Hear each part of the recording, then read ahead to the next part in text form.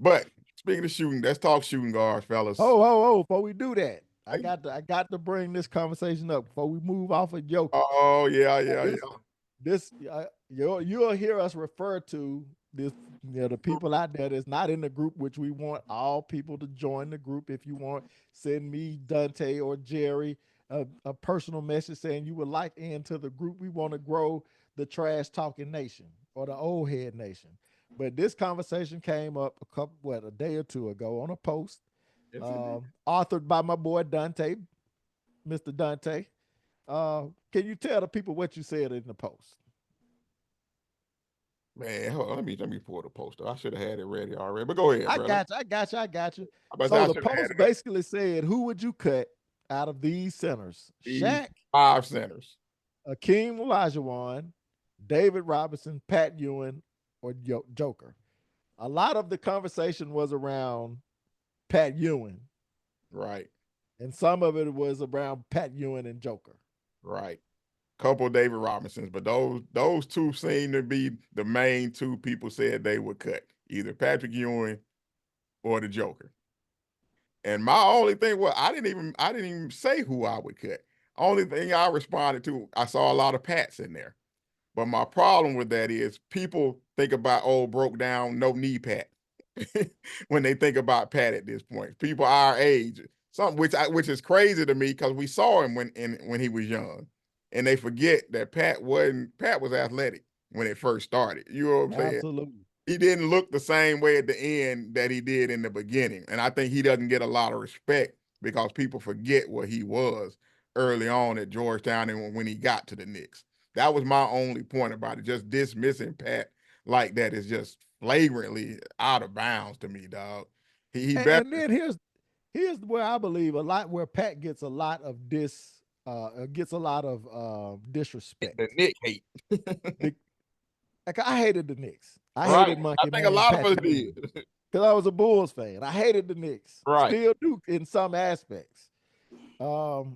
But because he didn't win a championship, and Yep. this is what I say: if Pat Ewing had an all-star caliber wing, whether it be small forward or in the shooting guard, or even a point guard, and I know you about to say Mark Jackson and John fucking Starks, Jerry, but no, we talking about an all-star caliber, perennial basketball player that could put the fucking ball in the hoop.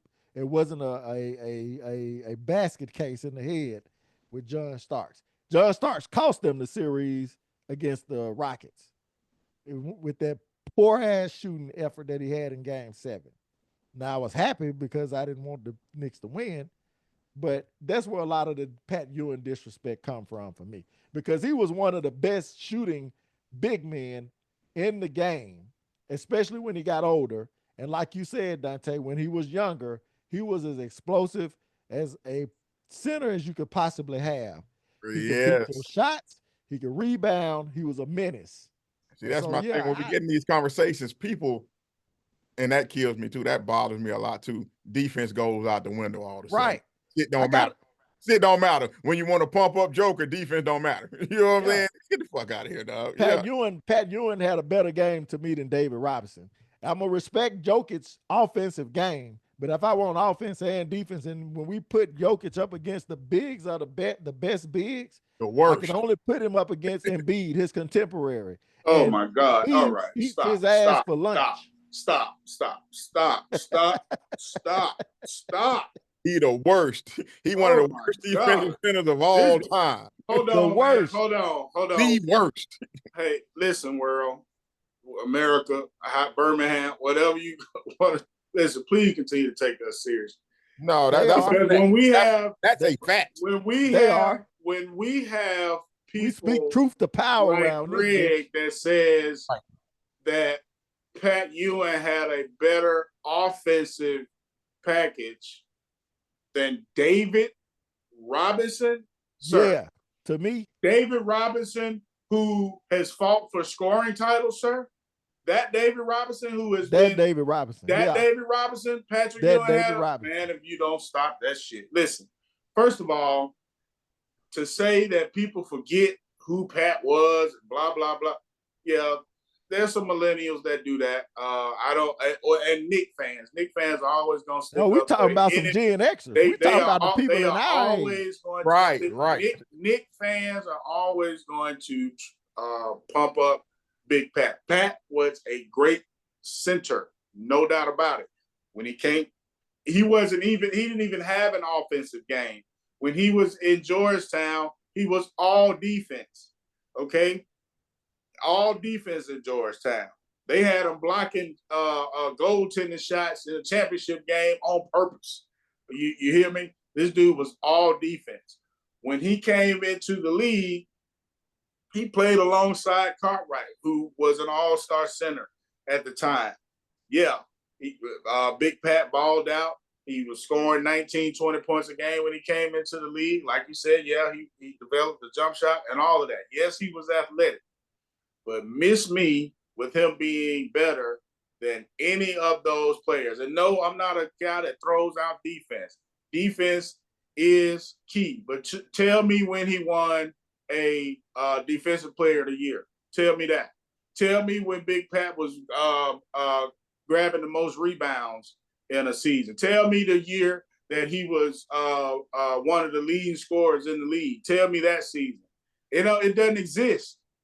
It doesn't exist at all. He was never better than Dream. He was never better than Shaq. He was never better than David Robinson. He was what's the other player on the list? He was never better than Joker. We talking about Joker, who actually led a team to a championship. Now, the best Pat ever did was get his team to a 7-game series, and that's definitely worth the applause. But when I have Charles Oakley saying, just someone there, and then when I see with my own eyes that this dude had chances to win games and get his team further on layup misses, what you condemn Russell Westbrook for now in his career or his whole career. You talking about that layup? You talking about that layup where he spent out of a double team, dodged another man, and then had to jump from inside the dotted line, inside the free throw line. That layup, that's not the same. Layup. Don't put that in the same category. Layup miss at the rim, no contest. Layup miss twice. We're going to ignore the 5 seasons Pat was contested. Hold on. We're going to ignore the 5 seasons Pat blocked more than 3 shots a game. No, but we are going to do. In the one season he blocked 4 shots a game. What we are going to do is go to who won Defensive Player of the Year, who blocked more shots than that. That's what we're going to do. And I guarantee you're going to see him some unathletic dudes like Mark Eden, who was blocking. How many is blocking more shots than him? How many is Joker altering and blocking? His offensive impact, he's getting a triple-double. He's averaging a fucking triple-double. He's averaging a triple-double. In the era where you say you don't respect all the offensive numbers. Triple-double. Right. Now you respect Now you respect the shit. Against what centers? His triple-double is going to overpower against what centers? Because we've seen Joker against a true center in the league, and he has gotten his ass handed to him. Now y'all doing something that don't make sense. I don't agree. What are we doing? We can't do that. How can we do that? Yes, we now can. You're going to say, if he played him, come on, man, stop it. It's crazy how your argument changes depending on who the player is. All the time. You use the error against LeBron, but for Joker, it don't even come up in your conversation. All the time. This is now you got me defending LeBron ass on this bullshit. if you want to bring up the era, yes, this is a weaker defensive era, no doubt about it. This is also a weaker era for centers. No doubt. So how does he get so much on offensive numbers? That's my whole damn point. No doubt about it. But the man is averaging a triple. Oh my double. God. Okay, he's averaging a triple double. If you take Russell Westbrook, he did it 3 more times. If you take him to my bad, 4 times. Take him to a past era, how much further do those numbers come down? A lot, because he's playing more centers. Exactly, a lot. Jokic in another era, his numbers come down tremendously because he's playing against other centers. Yeah, he looks 20-10. Let me tell y'all why his numbers ain't coming down a whole lot like y'all trying to say, even against other centers. It ain't coming down a whole lot because the man can actually shoot threes. The man can but actually if he's playing in another era, they wouldn't let him shoot all those damn threes. They wouldn't let him do it, Jerry. He can actually shoot and make three. They let Lambert do it in the 80s. Man, get the hell out of here. Lambert didn't shoot threes. Okay, Jerry. Now you bullshit. Answer the question, Dante. A dude that size back then is not going to be out there. Don't dismiss the question. Answer the question. Did they allow Lambert? He might have taken 2 threes a game back then. Maybe. Did they? Okay, that's 2 more than anybody else at center was shooting. Oh, man, come on. He would have been a 20-10 dude with damn no blocks per game. Lambert was shooting threes. Not being an all-pro because everybody else would have been ahead of him. Terry Mills was shooting threes in Detroit. Sigma was shooting threes when he went to Milwaukee. So they let centers that can shoot them, they shot him. And he's one that can shoot them. So you got to guard him at the three. Every year. You got to guard him in the mid-range. You got to guard him in the post. 20-10 guy. And he's the best passing center we've ever seen in the history of the game. All of that goes toward his offense. Miss me with his numbers going to come totally down when he's that much of a weapon. He's on the boards. He's on the offensive board, defensive board. He's a dimer, and he can score. Miss me with that. 22-10, just like everybody. Big Pat. He can't play no defense. Don't play no damn chicken. Barbecue chicken. How many rebounds you think he's going to get over Patrick Ewing, David Robinson, Shaq, Elijah Warren? Because a lot of those rebounds that he get are tip the ball to me when he's playing against a bunch of smaller guards. He ain't just snatching rebounds off a bigs. The same one. Saw Jalen Williams out jumping for the one at half court. The same as the centers that was out rebounding Pat Ewing, because Pat Ewing, how many rebounds he averaged for his career? 9, maybe 10. Those numbers are skewed. Those numbers are skewed during his last part of his years. If you look at his All-Star years, he was averaging over 10 rebounds a game. You can look up and down Patrick Ewing. Don't worry, we ain't got to look up and down. 11, 11.2, 11.2, 12.1, 11.2, 11. You ain't gonna say 15. I know not now time. You're not gonna say 15. You're not gonna say 14. You're not gonna say 13. That's where Joker at. That's why all the other centers are.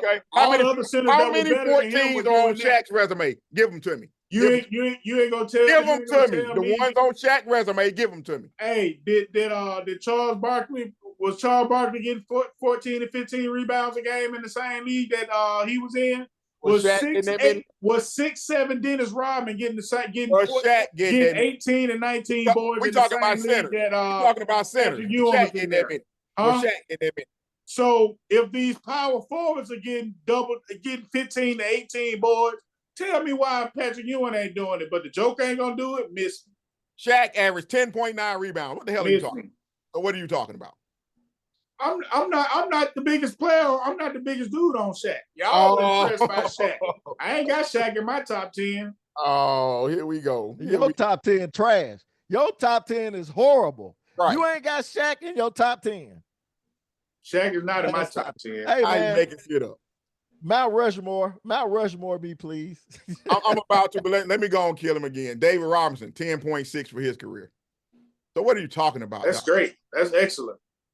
These are other dudes that's on that damn list you talking about. That's excellent. Miss me with that shit, dog. That's excellent. That's excellent by the Big Dave. So let's get to this Mount. So again, Pat Ewing, folks, move on. Pat Ewing, his New York years, which is really his only career, he was at 10.4 rebounds a game. So he's 0.2 off of David Robinson, but that's trash. Great. Stop it. Man, go on somewhere with that crap. Great. Man. I didn't say it was trash. I just said it wasn't better than what Joker do. That's all.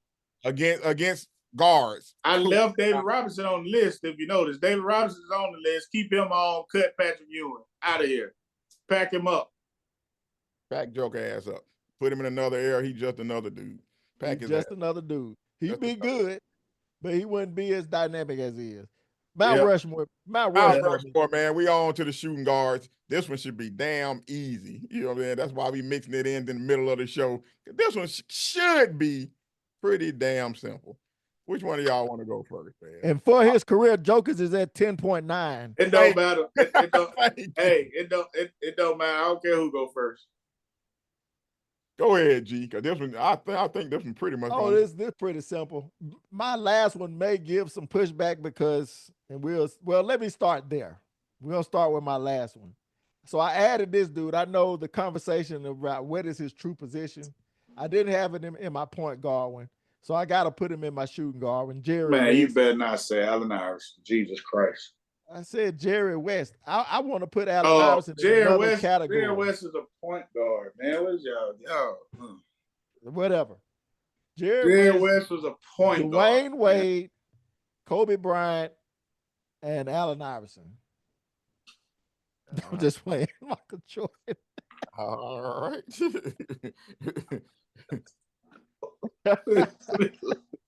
It's just all long out. It's just all long out and package. It's just long out for the night talk.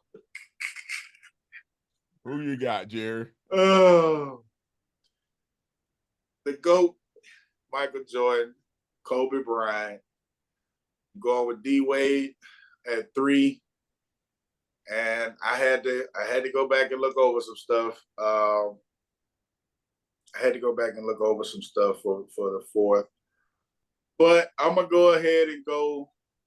I'm gonna go with Clyde Drexler, man. I'm gonna go with Clyde. It was between Clyde and Iceman for me for that 4th spot. Oh shit! It's real close. It's real close. I really do want to go with Iceman, but you know the ABA, and he never got to a title. And Drexler got Portland to 2 titles. 2 titles in Portland. 2 opportunities. 2 opportunities. Okay. 2 opportunities for a title in Portland. Clean that up. Now clean that up. and then he actually won a title as the 2nd best player on the team in Houston. So I gotta leave Clyde in there, but it was close for me with putting the Iceman in there for sure. Yeah, I got the same first 3: Jordan, Bryant, Wade. That 4th one was tough. I wanted to go AI, but I couldn't. I just couldn't do it. And I thought about what you did too, Greg, but I was like, I already had him on my other one, so I'm like, I can't go with him on this one. You know what I'm saying? So I'm going James Harden. No, I'm not. Sorry. I'm playing. Okay. Oh, you finna blow the mountain up. Hell no. I'm playing. I went Clyde too, man. It really, it was between him and Iverson and Gervin for me. Those 3, I really had to go through the numbers on it. I wanted to go Iverson for real because he did drag that one team to the finals. You know what I'm saying? But his style of play for me just, we gotta put AI on the combo guard. Influential. If we do put him on the combo guard, like influential players, he might make it. You know what I'm saying? As far as a cultural icon, you know what I'm saying? Like your boy Boosie Badass said, influential. Right. Right. Influential. AI is top 10, but I can't go. You know, I struggle with I struggle with people like AI because y'all have heard me say it a ton of times. I feel like AI and Shaq are 2 of the players that cheated us out of so much more greatness, in my opinion. AI not working out, AI not training, AI partying his entire career. Charles Barkley didn't work out like that. I mean, you can go through a laundry list of players. Now you got to stop. Barkley came in as a big dude and immediately got himself in shape. He tells the story all the time. Yeah, he got his ass in shape. You've heard the story all the time. All the time. Now, it's remarkable that Allen Iverson was able to become an MVP and lead a team to an opportunity to win a title with such without as much help as we've seen other people have. Hey, remarkable. Paul. Hold on. But I always think about AI and Shaq. The first thing I always think about, other than the greatness that that they displayed at times, is that what if they had worked out all the time? What if they weren't in the club? What if they took the game serious all the time? What if they did what Mike and Kobe and all these other greats did and just kept the main thing the main thing? If they had done that, number one, AI would have played longer. AI career is shorter than a mid. Number two, maybe he get a title, not against Shaq them, but maybe he get a title. Maybe he gets to that height that he did that season again, but he never did. He never did. The practice thing was a real thing. The way that he treated his brands and showing up hours late for stuff like that, he was one of the most unprofessional players that we have ever seen in the game. And I wish that he gave a little bit more of a fuck about the game and what it meant in order to reach a higher standard. So top 10 in ability, but that other stuff counts for me. It always will. Same thing with Shaq. If he wasn't such a freaking goofball and such a jealous ass cat, he would have more titles, but he didn't. All these personality shots that you take, man, is really unnecessary. We can say that about a lot of players. What if Jokic worked out? What if Luka worked out? What if let's see, what if Charles Barkley wasn't such a dumbass when he was on his off the court issues? How's it a shot if it's true? How's it a shot? What if Michael Jordan wasn't such a jerk? What if Wilt Chamberlain didn't sleep with 20,000 women? I mean, come on, man. People are people. What we see on the court is what we see, and we judge that. We don't judge the what ifs. We can't judge the what ifs. Because we never know what could be a turnout of it. Everybody, what is y'all talking about? Let me chime in. Everybody's not going to have the same work ethic, dog. At your job, does everybody have the same work ethic as you? That's not my point. My point is he had no work ethic. No work ethic versus you can't get to that level with no work ethic, dog. That's silliness, dog. You don't get to that level with no work ethic. That's silliness, dog. I mean, come on, dog. That's just a flat out lie right there. That's silliness. Like you think these men didn't have any work ethic to be as successful as they did? Come on, stop it. Exactly. Dog. They might not have had the level of a Michael Jordan. Allen Iverson, out of his own mouth, has said he never lift weights. That don't mean you don't have a work ethic. So what? That don't mean he wasn't in the gym working on his game. Come on, dog. He's also said he's never trained in the offseason.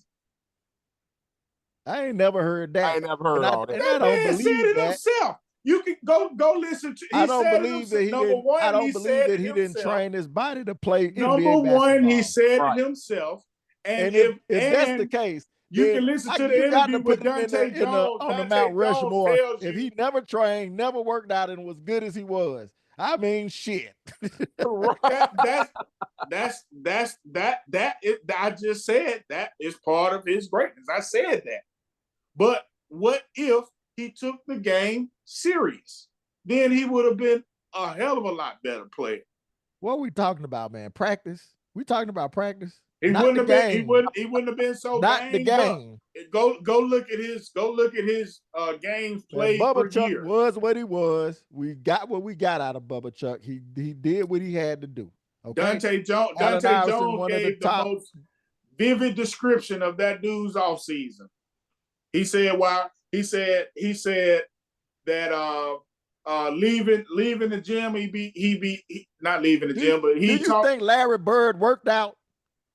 You think Larry Bird worked out? Yeah. No muscle mass having Larry Bird. Yeah, he worked on his shot. Larry Bird went back to French Lick, Indiana. When he asked the question, grass, when he asked his beer.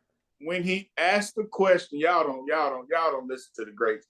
When the man asked the question, he said I always wondered. I bet Magic got up 300 shots today. I bet Magic got up 500. I got to go put up 1,000. Speaking of working out. and shooting guards.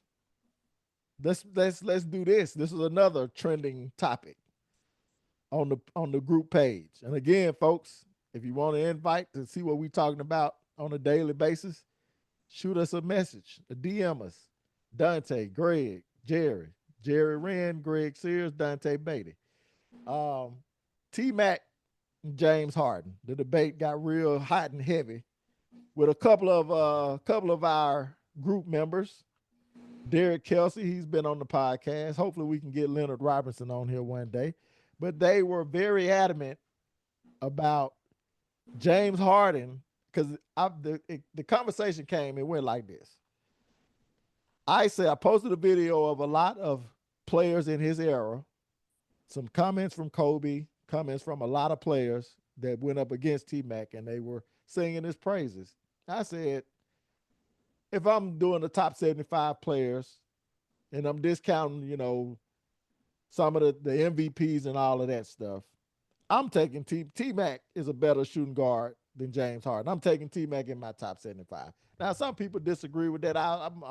I'm going to cede that point because of James Harden MVP. But they were very, very boisterous in making me or shooting down my argument, which, I did a good job defending myself, but I just wanted to hear what some of the viewing public may think and some of you guys, what you guys think, my old head partners, what y'all think about T-Mac versus James Harden. Who would you rather have? I mean,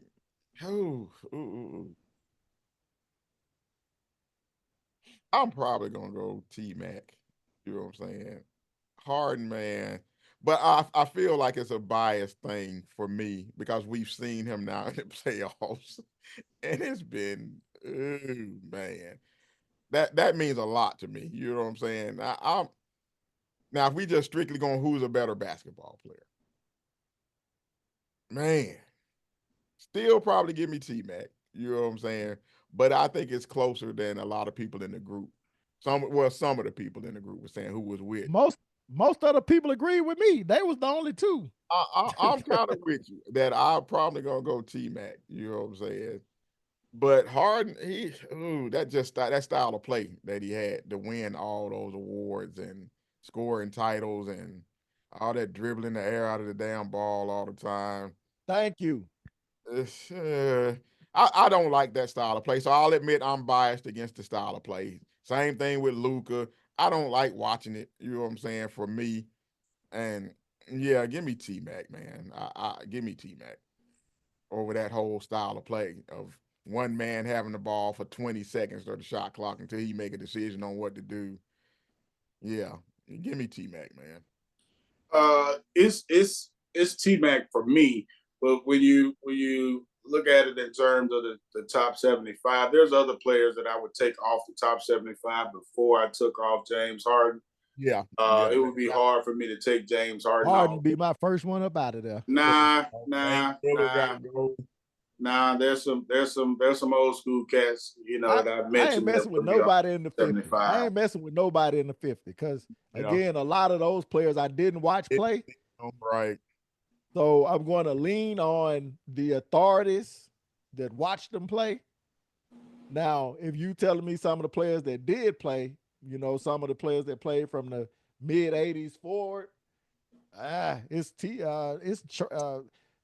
Lillard, maybe.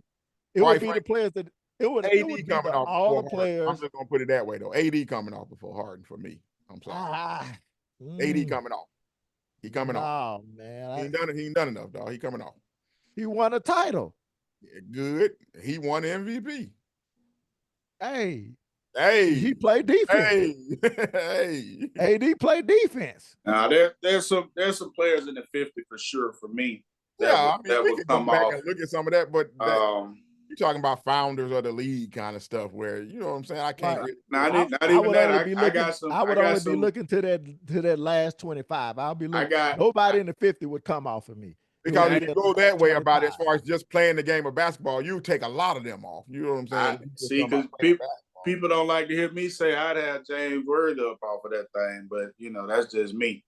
But I would definitely go T-Mac. And then, James Harden has been a great player. And in his Houston days, he was a great scorer. Could definitely dime, but like Dante said, it's part of that is system. But I just go to the things that he does. His defensive prowess is null and void. I don't, just what you said he was, Jerry. What you said he was. well, I said on offense that he might as well be the 28-inch line once he get the ball up, because he don't do nothing once he get a ball up. And then when I watch him play, there, especially on defense, there are so many clips with him pretending like he's trying to steal the ball with a little reach around, trying to steal the ball. He does that so much, and all that is Olay defense, open it up for that man. He's gonna do whatever he's gonna do, and then you stand there like it was nothing you could do to stop him. I'm just sorry at the pro level for you to do that much. That is that noticeable. You talk about year in and year out. You're not trying to play defense, sir. You're not even attempting to. And I always go to the game where JJ Redick lit his ass up. JJ Redick, I think JJ what at 45 or something like that on, had some crazy number on that dude in a game. And ever since I saw that, I'm like, no. But yeah, T-Mac over him easy. You talk about a player that's 3 inches taller than him, way more explosive, way more athletic than him, a better defender than him. Yeah, it's T-Mac for me all day long.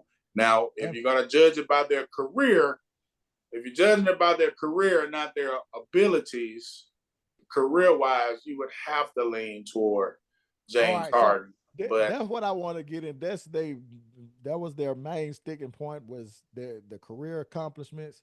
He tried to say that he was Leonard tried to say that he was a better scorer than T-Mac. I don't see how that's the case. You know what I'm saying? When you look at, their career averages, they're right around the same. James has 1 more scoring title. Tracy McGrady got 2 scoring titles. James got 3. Better at assists. Yeah, I'll give you that. I'll give him better assists. But again, that scoring and that assist, the ball is in his hand the entire time. Like you said, Dante, it's not pretty basketball. It is. And then when he gets on the court with anybody else where he has to play in an offensive system that's not centered solely around him, he's average at best. And then I wouldn't call him average, but there are some things you have to consider, because when you talk about James Harden and all the stuff he did to manipulate the game in order to get to the free throw line, those free throw attempts got to come down off the goofiness and the allowing of the scoring to be more important in today's era.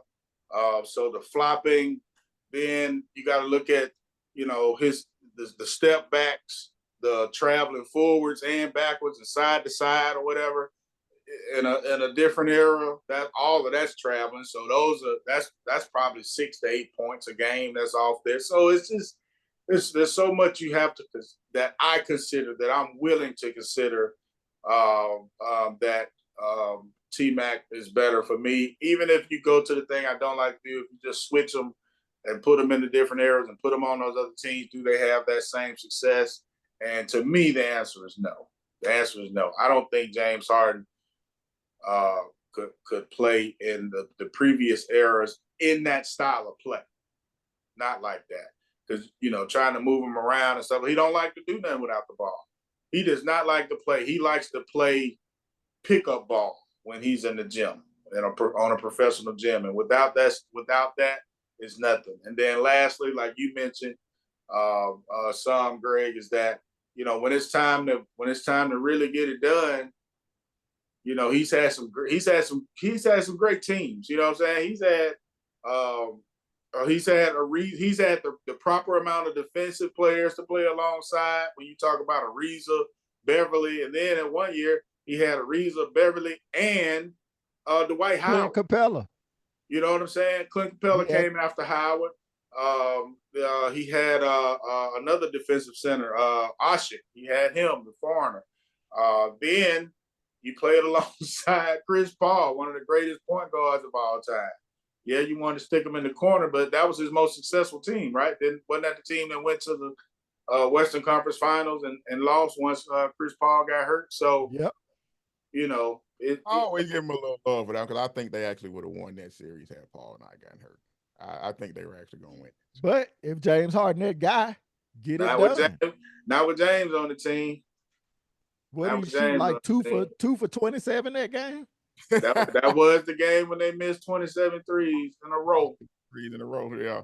27 in a Put row. that poll up on YouTube, though. We're going to put both polls up. The one about him and T-Mac and the one about the centers. Hey, hit us up, Trash Talking with the Old Heads on YouTube. We're going to put both polls up. Give us your thoughts on both of those subjects. But, hey, we got to keep it moving, man. NFL schedule release is out. We're going to dive. Of course, we got a lot of time to get into the NFL, but we're going to dive into this schedule a little bit, the Monday night games. What y'all looking forward to, bro? With the NFL, you know, it's like the NFL don't never sleep, bro. It's always on the calendar, something going on. Schedule-wise, looking it over, what you looking forward to? I'm always looking for my boys. You know, we got a Monday nighter against the Raiders. But yeah, the biggest game of the season for me, because you know things change. Teams ain't as good as we think they are, and teams may be better than what we thought they would be. But early season, what it's looking like now, I'm eyeing that Lions Ravens game in week 3. I can feel that. Because what the Lions look like without both coordinators, you know what I'm saying? Aiden Hutchinson coming back from injury. They could be one of those that fall off a little bit. They might not, but they could be one of those teams. Derrick Henry versus Jahmyr Gibbs running game, running attack. Lamar Jackson. Who you got, Jerry? Yeah, I got my eyes set on Washington and the Chiefs versus the Chiefs in week 8. The young up and coming star QB versus the old head champion, repeat champion QB. That is the game that I'm really looking forward to. I want to see if Washington is going to be able to make that next step this year. Getting a lot of love right now. I'm predicting a CJ Stroud sophomore slump. Well, I need to see it. I need to see it. I need to see. Of course, you know, Washington's defense needs to improve in order for them to get that done. But we got to see what the Chiefs morph into. You know, they ended the season on a real bad note. They were teetering all season long, barely winning by the skin of their teeth all season long last year. Now, part of that was inconsistency with health at certain positions, but we still got to see if they're able to put it together and get it back on the same dial or that winning dial this year, because they were becoming had they won that last year's title, they would have been considered a dominant dynasty or whatever. But the dynasty talk can calm down just a little bit on that. No, they are a dynasty. You think they're a dynasty? They've won 3 and been to 5. Yeah, I get okay. And when you've been to that many, you okay. For me, it's the Pack and the Eagles. When I looked at it, y'all know I'm not a Jordan Love believer. I think the hype was too soon based on a 9-10 game run. I agree with you. I think they put themselves in a position where they had to pay him because he sat 3 years, and you had to make a real quick decision on what. And I'm not sure it's the right one. I'm just not. I'm not sure he's that dude. I think we'll find out this year. Got a lot more respect for your boy in Philly, the Bama Oklahoma quarterback. Looking to see what they can do this year. Oklahoma's own. Looking to see if they can run it back. You know what I'm saying? We'll see. You know what I'm saying? But for me, it's really about the Packers, man, and what Jordan Love is or isn't. I think they're gonna find out he not that. He mistake prone. You think he Brett Favre, you know what I'm saying? He gonna be that kind of player that's gonna always turn the ball over. I think that's what he is. They're gonna find that out real quick. That was the opening game of season last year, wasn't it? Eagles and Pack, yeah, wasn't that the first game we watched or something, yeah. last year? It was, but of course, in anything 49ers, I think we got two of them, you know what I'm saying, this year on Monday Night Football. So, but what about the rookies? Who you looking forward to following? Cam. Really? In Tennessee? Yeah, man. Yeah. I mean, the man was made the #1 pick. Maybe no worse than Will Levis, I guess. He will have the opening year like Will Levis and the other guy from the court. What's his name? Willis. What's the black guy? Malik Willis. I think he's better than both of them, though. He better be. You don't think he's better than Will Levis? No. Oh. No. That's crazy, G. That's crazy. No, I don't. He better than Will Levis, dog. He better. We'll see. That's crazy, G. Who you got, G? What rookie you looking for? Well, of course, Travis Hunter for obvious reasons. Of course, I want to see what Tyler Booker with my Cowboys can do to show up that O-line, but Travis Hunter for the obvious reasons. Will he? Won't he? What position will he play? Will he be effective at any of the positions that he plays? Either or, right? Exactly. Because he might be too small for both to be 1A at either one of them, dog. I know people don't want to hear it, you know what I'm saying, because everybody's so infatuated with him. But is he big enough to stop a Jamar Chase? Can he stop Chase? Can he stop? Not is he big enough? Is he good enough? Is he good enough? Right? Is he good enough to be a #1 receiver on that team? I don't know, but I know one thing. They have Brian Thomas on the Jaguars. Maybe he only got to be a 2 on that team. You know what I'm saying? But I just think he should focus on defense and be one of those threats to come off. You know what I'm saying? To come on the field. I just think he's better suited at defense than wide receiver. I thought we were picking one player we wanted to see, and then G get on here and name 8 players he want to see. So if I'm gonna name 8 players, then I'm gonna name all the rookies. I'm gonna name all the rookies in San Fran this year that's gonna help us get back on track. That's who every last one of them. We're gonna name 8 rookies. Goddamn. Who named 8 rookies? You said about how many people you say about 3, 4 people? I said Travis Hunter. And then you said, of course, I want to see Tyler Booker. Blah, blah. Hey, Dante, Travis Hunter and Tyler Booker, how many names is that? That would be those. All right. Okay. I'm going to go with Shador, man, for the obvious reason. It's just because I want to see if he actually gets to start at some point this year, which I think he will. It's not a hard mountain to climb. Joe Flacco, Kenny Pickett, Dylan Gabriel. I can see him if he makes the team, which is probably going to be the hardest part. But is that even going to be hard? Do you really want to go into the year with Joe Flacco as your starter? I mean, my thing, if they're smart about it, which we know Cleveland has not been, it would be a competition between the 3 of them for me, Pickett, Shador, and Gabriel.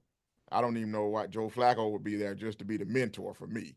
He can take the 4th team snaps or whatever. He definitely wouldn't be taking my #1 snaps. That's just me. They got Flacco because he was the best. He was the last best quarterback they had. That's what I'm saying. So I mean, but why?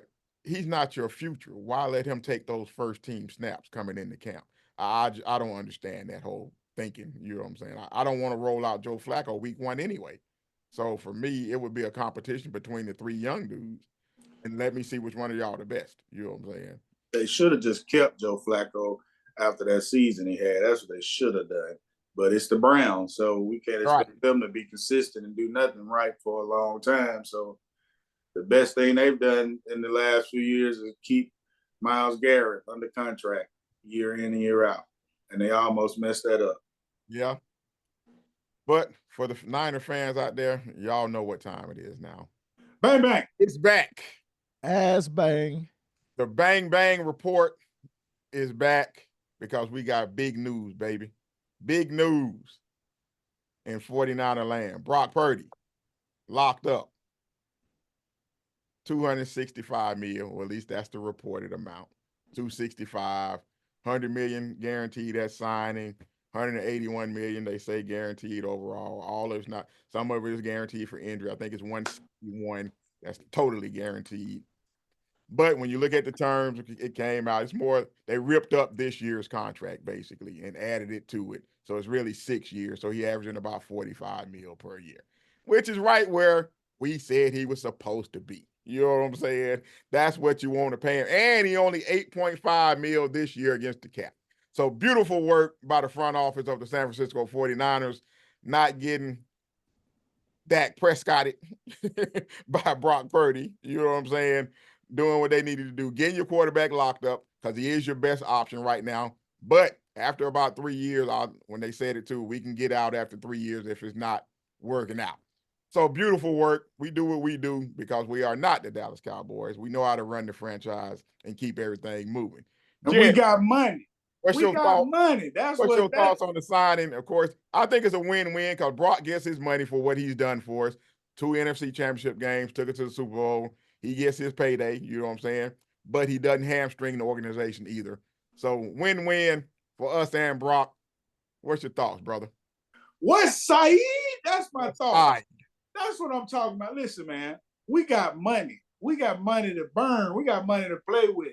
We got money to go out and get the necessary pieces to get us back on track a lot faster than a lot of you bums thought that we were going to be on. We are right where we need to be. We filled in on our defensive line. We're going to get back to defense first, playing football.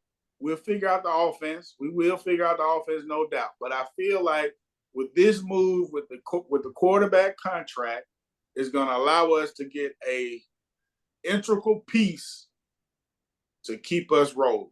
No doubt about it. We're not doing that foolishness that Jerry Jones like to do. We're not throwing all our money away. We didn't do that. It looked like that for a second. It looked like we was going to fold, but we didn't. We got a fair deal in there.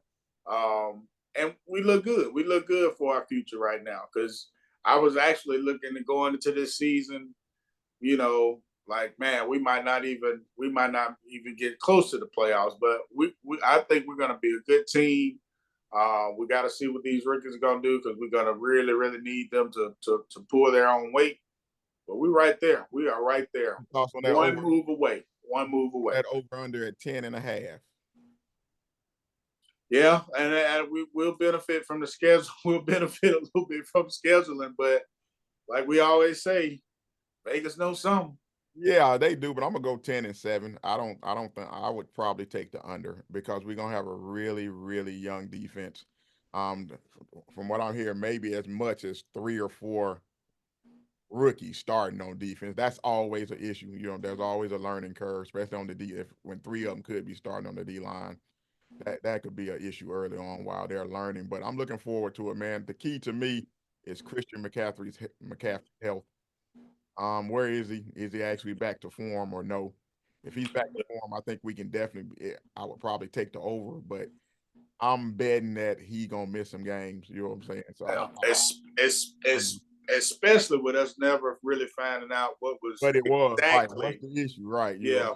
We never found out exactly what was going on with him. I'm thinking 10-7, you know what I'm saying? And for this team, as young as we'll be on defense, 10-7 would be a good way to keep it rolling. The big thing is that will Brock take that next step, you know what I'm saying? Brock and the health of Christian.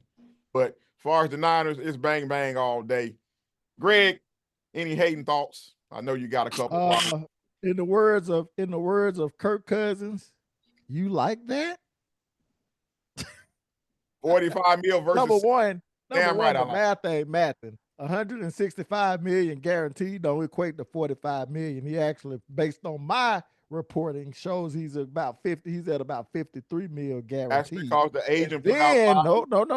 And then I'm not gonna let you lie to the people. I know I'm not gonna let you lie to people. That's because this year is also in that contract. No, sir, I'm not gonna let you lie to the people. They tore up this contract. It's a 6-year deal at 200. It's a 15 million cap hit this year. Then next year is going to be about 38 million. And then in 2027 is when it's going to be time to pay the piper. Which is when we can also get out and you're going to have to pay somebody because y'all lost a whole bunch of motherfuckers. Dre Greenlaw, Tua Luahua 4 or whatever his name is. Shavarius Ward. You lost a lot of people. You lost a lot of key pieces. We replaced them last year. What are you talking about? You don't. They was on the country. They was playing. Who you replaced them with? When I say replace, he don't know we nothing about the already now. had Malik somebody on the field in their stead, dude. That's what I mean. Yeah, but he was trash. He was trash. The reason why y'all was trash because he was trash. The cap hit for Brock Purdy this year is $8.5 million. 15. 8.5. I'm looking at it. It's $8.5 million. Boy, I tell you, we already know that. Like I said, we're in great shape. We're not under the thumb of anybody like Dak Prescott holding our franchise hostage. Yeah, Dallas ain't good with numbers. We know that. We good. The only numbers they good at is the ones they get off them the measuring tapes. But what are you thinking about your boys over under at 7.5? Any thoughts on that, G? Any thoughts on what? 7.5 over under.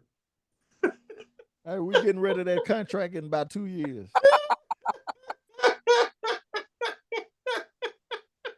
We getting rid of that contract in about 2 years. And time for Arch Manning. The funny part is, G, I would probably place the bet for the over. I would take the bet. If I were you, I would actually bet on them to win more than that 7.5. I think that's one of the sucker bets out there. I think that's easy money, actually. That's one of the ones I think is easy money. Ain't this the ass bang report? Especially in that division. Ain't this the ass bang report? Hey, we rolling what's y'all over under? Because if I'm not we already y'all was 5 we and 12 already talked about it. It's 10.5. Already said 10.5. If I wasn't mistaken, y'all was 5 and 12 last year. We were 7 and 10. Vegas must know something because we at 10.5. Y'all at 7.5. They must know something. They know y'all gonna be trash again. That's what they know, especially with Brock Purdy at the helm. But anyway, man, hey, that's the Bang Bang report. It will be coming back next season because we all know everybody in their heart is a Niner fan, even if they don't like to admit it. You know what I'm saying? Even Greg, he know he a Niner fan for real. And don't nobody like the Niners, but y'all punk asses. But we got to take out a little trash. Y'all know the signature segment.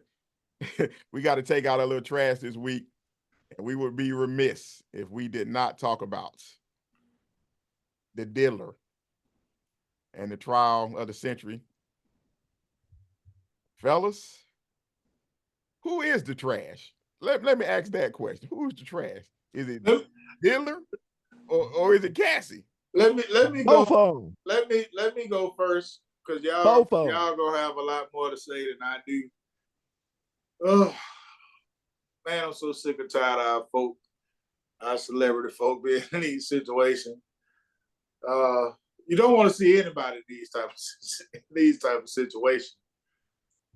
But if am I right by saying, am I getting this right by saying that the purpose of Diddy being incarcerated right now is because they want to try to get him on a RICO case? Is that right? Am I right by saying that? Yeah, they got a RICO case out on them. Okay. So they have a RICO case on them, and they're trying to determine that he's running a criminal organization. And so the Cassie part in it, are they trying to make Cassie's part in this some type of sex trafficking? Is that the lane that they're trying to put them in? Sex trafficking and racketeering, basically. Okay. All right. Wow. And Cassie is basically trying to help incarcerate him on the RICO case, right? And let me read this right quick. Various illegal acts, including sex trafficking, forced labor, kidnapping, arson, bribery, obstruction of justice. God damn. Transportation and engaging in prostitution. So basically going across state lines, Right. The freak offs across state lines. Okay. Wow. Yeah, so a lot, man. Okay, so I would have to say both of them. I'm gonna say both.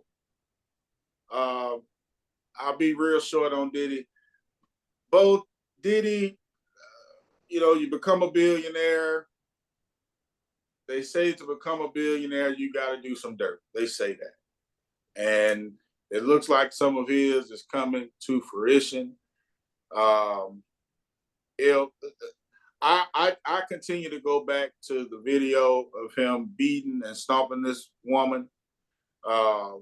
That's just something that's unimaginable to me because that's never been my cup of tea.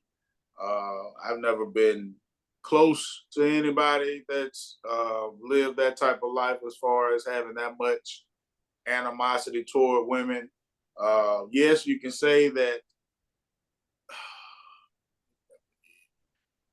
I can see how people, not just women, can make you mad enough to do that type of stuff, but it's just something that I just can't fathom. I just can't fathom in that nature.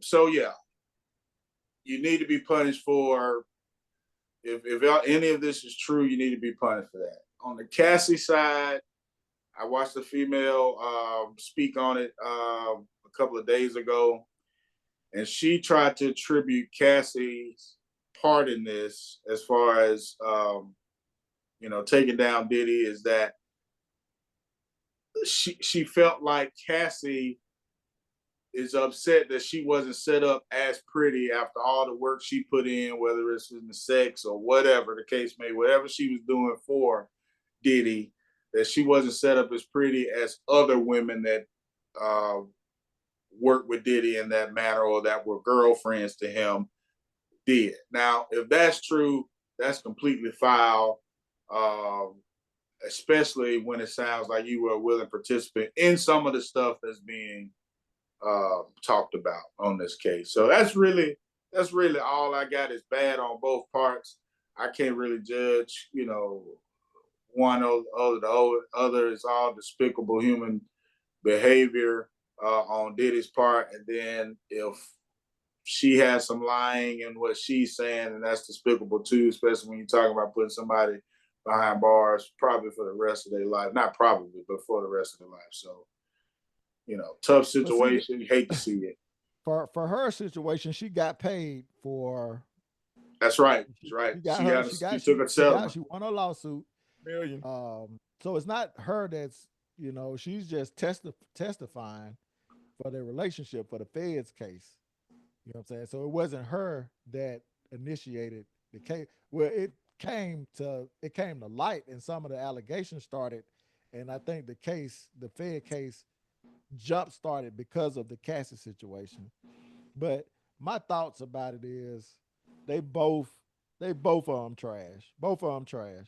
But I'm gonna say this. I mean, what people do with in their sexual life, if that's how they get down, that's how they get down. And who am I to judge?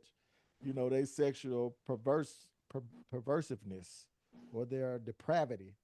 There are things that I wouldn't do. Like I wouldn't watch somebody I'm dealing with get beat out by a male prostitute or get pissed on. I'm certainly not, if what she said is he said he wasn't gay. I'm not allowing said male prostitute come on, shoot jizz on my old lady, and then wipe the jizz on my nipples. That ain't happening. So the trash for me is just the testimony. the lewdness of these sexual acts, man. I'm floored by it. I'm like, wow. But she was, based on the testimony, she was into the shit. Right. She was wanting the shit. Based on the text message that when she got cross-examined, right, how a lot of people are playing it. And I'm a wrap my point up by going to the Me Too movement, but a lot of the feminists and the people that are out to slander Diddy and whatever he done, if he done it, he deserve it, or whatever. Not here to defend Diddy, and nor am I here to shame Cassie. But the truth is the truth, and so if you participated in any way in this sexual game that y'all had, and based on the text messages, she was asking for it. She was asking for some of the stuff that they were involved in. She was texting them. He was texting her that they need to stop some of the drugs they were taking because she wasn't maintaining her shit. So, when you talk about people that invite the type of things that happen to them and I'm going back to the Me Too movement, I don't like when people can play in that game. I've seen it happen in an office environment where women, participate in being flirty or whatever. They do these type of things, and I haven't been in these situations, but if they have been in situations where I've read where they've invited the, the sexual advances, may have even gone to some extent to explore those sexual innuendos and overtures.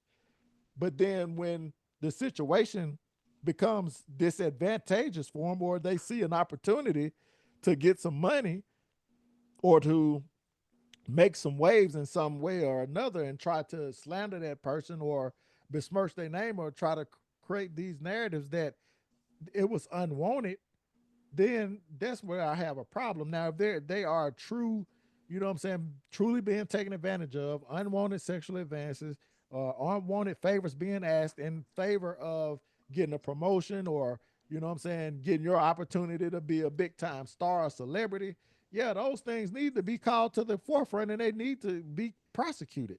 But, and it's a slippery slope when you start to just say, okay, just because this woman made a allegation to say, oh, well, it must be true. These things must be explored. And what we're seeing with the testimony that has come out, yeah, Diddy beat on her and she didn't deserve that.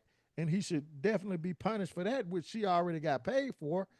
But if that's their only case, then if that's their biggest witness, they got to come up with some more shit. Because she, based on just the text messages alone, not to talk about the times that she has gotten discredited, I think at least twice by her own testimony. Yeah. So her credibility is shot. Yeah. Because as far as the beating, I think it's outside the timeline that they can do anything about that. But my thing is, don't convict him for being a shitty boyfriend. You know what I'm saying? He shouldn't get life in jail because I'm a shitty boyfriend. You know what I'm saying? Or my sexual stuff that I want to do. You know what I'm saying? If you can get him on, I don't know about all the ins and out of the racketeering part of it. I don't know who he threatened or whatever. That part. That's why I said some more stuff got to come out. You want to get him on that, and that's coming this week coming up, and you got evidence of that. Okay, fine. But this stuff in the bedroom, I just don't see it because I'm with G. It seemed like she was with it. You know what I'm saying? I've been seeing women online all week saying, no, she's a victim because he was playing on the fact she wanted to be a star. Maybe I'm conflicted about that part. You know what I'm saying? Because my thing is, what is it? How much am I responsible for you being willing to do things to get ahead? You know what I'm saying? Thank you. I don't know about that part. I just don't know. That's what I was referring to. I don't know if I made that connection, but you played that game, and if you read some of the backstory, how she got with Diddy, the dude that she was messing with before, looked like she was leveling up. Right. She got with that guy. He was a producer or somewhere, worked under Diddy. You know what I'm saying? They made a connection. She started cheating on him with Diddy. Right. That's how they got together. So there's a pattern. Like, so you was seeing an opportunity to be involved. And don't miss me. I like to hear that, you say that, Jerry. Miss me. Now you want to use it. Okay. Miss me with the power dynamic. When you get involved, you don't know that this guy's powerful. You don't know that he got money. You know these things. This is the reason probably 9 times out of 10, 9.5, 7, 8, whatever the highest percentage you can go to. Fuck it, 10 out of 10. You was Where fucking do you with him come because he down was Diddy. on the threat part that they talked about, where she was on the plane and he threatened to put the video out of the free calls? Now that could come back to hurt. Yeah, I think that part for me is, like I said, why I can, okay, now you took it to another level, Diddy. Now that she in there instructing and producing herself, Yeah. now that So she in Dante, there getting it up. did you miss this part though? She done that to another guy. She did it. She called another dude that was threatening to go public and saying she would have him killed, and then Diddy would do it again. Wow. No, I missed that part. She did that. I read that yesterday. And we better say allegedly or something. Allegedly. No, this is stuff that's come out in the Oh, testimony. okay. Oh, okay. All right. Yeah, we good. This stuff came out in the testimony in court. Man, that's right. This, like I say, this part, it don't seem, they got to be setting something up, because that part last week, if I'm on the jury, that didn't do it for me. You know what I'm saying? That didn't do it. I'm not guilty. A lot of the stuff I'm getting is from Lauren LaRosa, the Breakfast Club chick. Yeah. She be in the court the entire time. She don't write a book. She finna make some money. Yeah. But she taking notes every day. Yeah, she was breaking that shit down. And like she was saying, like, yo, the prosecution they fucked Cassie, basically. How the way they tried to set it up, knowing, I'm pretty sure they had some of the evidence that the defense was gonna use, right? Not framing it. And so every time they tried to object to some of the cross-examination to what the defense was doing, she was saying, the judge was like, "No, this is relevant. Right, you open the door to all this. This is material information." Right. Yeah, like I said, like if I'm on that jury right now, I'm a hard not guilty at this point. You know what I'm saying? It's got to be something else coming. They got to have something else up their sleeve, dog. Yeah, this is definitely not with beyond a reasonable doubt so far. No, not at all. Not, at least not on the stuff they present. Like I said, it's got to be more that they're going to present that shows some other stuff, him threatening people or something, dog. You know what I'm saying? The doubt is definitely reasonable at this moment in time. Exactly. You know what I'm saying? I just think I'm going to say the trash for me is the prosecution case to this point. Trash. That's the trash for me so far, is their case at this point. You know what I'm saying? Because he's not guilty if I'm in the box right now. You know what I'm saying? We'll see what happened this week, but her testimony wasn't it. Nah, it was good. It was riveting at first with the tears and you know the sympathy, the public sympathy she been getting since. Right. You know, but of course they're gonna use her because you know what I'm saying. She came out with the lawsuit and then the video evidence came out, and even that, like how they tried to frame it as this was something else. Lauren was saying how they tried to frame the video as him whipping up on her because she didn't want to do a freak off. They framed it as that day she called him about wanting to do it, and he was saying, he was kind of like, nah, you know what I'm saying? Let's kind of hold, let's pull back. Let it just be me and you. And so what they were trying to say, or what they was trying to connect the dots, was saying that he was more so upset because he found out that she was fucking with Kid Cudi. And not because he was in the text message exchange, she was saying, I'm horny. I'm ready to just get wild. And he was like, nah, we can really just be us. That was the shit. That was Lauren. Hey, I'm telling you, that was what she was saying. The chick from the Breakfast Club, she was saying that when they played the text messages and posted them, some of the stuff they left out because it was so lewd, but they were basically saying Diddy was like that when they were setting that up for that time in 2016, he was kind of like, let it kind of be just us. You know what I'm saying? Let's just chill for the day. We ain't really got to do it if you don't want to.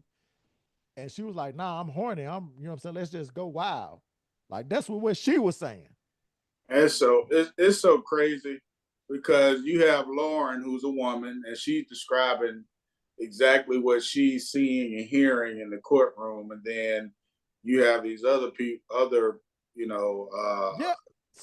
professionals and doctors and whatnot. And then they turn around and say, you know, what I saw on the stand was a victim.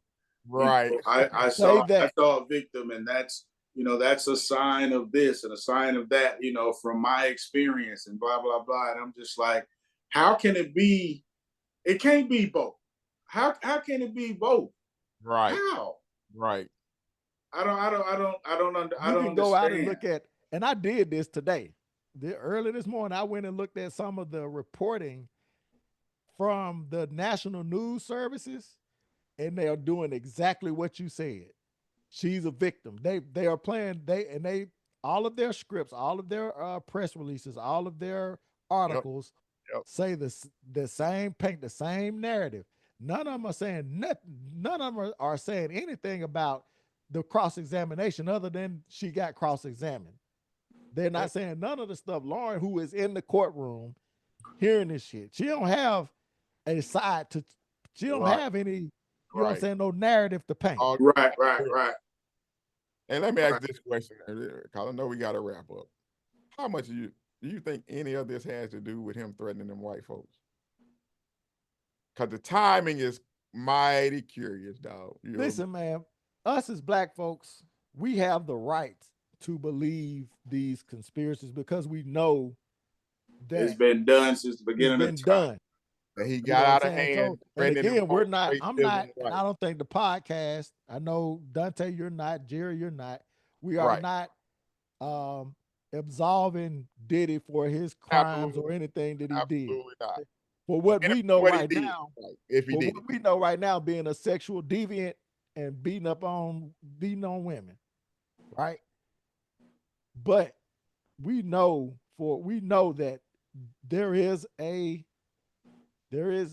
process, that things that happen to black men that are of power, that they get taken down by the bullshit a lot of times. And we know that there's a power behind that. This is just not happenstance. Right. I think that's what I think to me, I think it has to have something to do with it. But my thing is, for him, that makes you foolish, because you have to know the things you're doing that people in power know about these things. And so when you threaten someone with $100 million lawsuit, if you don't give me this $100 million, or say you racist and blah, blah, blah, that could have ramifications when it comes to a man who's doing the things that you're doing. You know what I'm saying? Right. And I just find it hard to believe when I look at that time, because that was like in late 2023, and and then in 2024, here come the raid. You know what I'm saying? So it's like, yeah, the lawsuit came out in like November of 2023. Yeah, November, that's what I'm saying. And then the raid comes early 2024. You know what I'm saying? Brother, you should have known there are powerful white people. When you do that, bro, you can making enemies, bro. You know what I'm saying? Yeah, you got to be beyond reproach. You know what I'm saying? He was thinking he was probably thinking like Cassie did, that it would be a quick settlement. So he got some wrong advice somewhere. Yeah. He got some very wrong advice somewhere where he was. I just don't think that he could get a quick settlement. Yeah, I just found it odd, the timing of it. You know what I'm saying? I just think the timing of it was odd. You know what I'm saying? I think he pissed off the wrong people. He got a little too big for his britches. You know what I'm saying? And they let him know real quick that, okay, it's time. That stuff that the FBI and anybody else had on him, okay, it's time. You know what I'm saying? So that's just my thoughts on, and I'm not even a conspiracy dude, G. You already know that. I'm not really even a conspiracy dude. But I hate to get into conspiracies too like that. It's some that I pay attention to, but a lot of the stuff out there kind of be just misguided. I saw your boy Cuomo the other day had Suge Knight on the phone talking about the case. And I'm like, look at this, man. Everybody getting a piece. Everybody getting everybody. Like I said, get him on what he actually did, man. What can Suge, you know what I'm saying?